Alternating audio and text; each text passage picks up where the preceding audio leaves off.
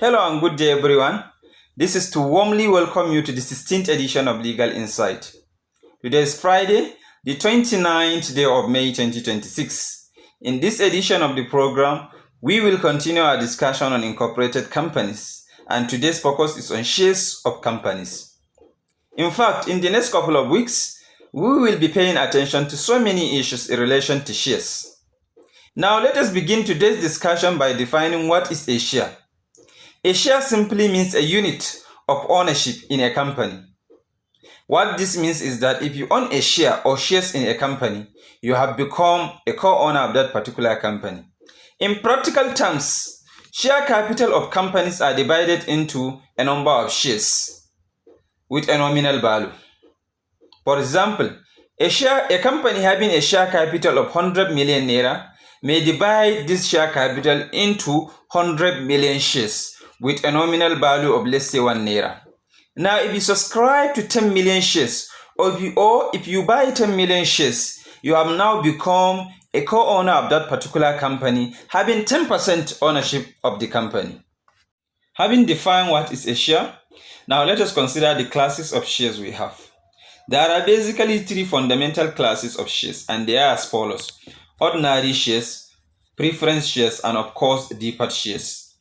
Now, concerning ordinary shares, this is a class of shares that the holders do not enjoy any special rights or privileges other than the basic rights of shareholder. This basic right include right to receive notice of general meetings, right to attend meetings and also vote at the meetings. It also includes the right to receive dividend when a dividend is declared by the company.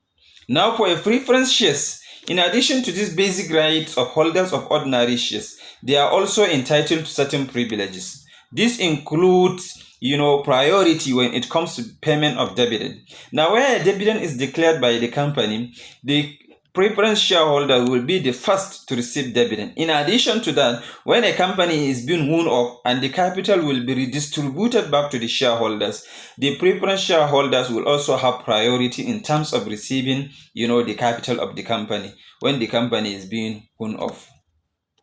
Concerning the other class of shares, which is deferred shares, this is a class of shares that the holders will only receive dividend after settlement of all other categories of shareholders. That means a deferred shareholder will only receive dividend after preference shares have received their dividend and also after ordinary shareholders have received their dividend.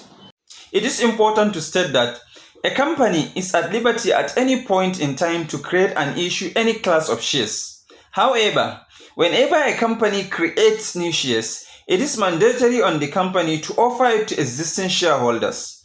It is only when the existing shareholders of the company decline the offer for new shares that the company will be at liberty to issue it to third parties who are not existing shareholders of the company.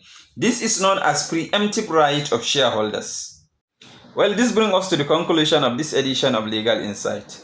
In the next edition of the program, we are going to look at the procedure that a private company follows when it comes to allotment of shares, and whether such procedure is also the same with the process that a public company has to follow when it comes to allotment of their shares. Stay tuned for that edition and more interesting edition, and thank you for watching.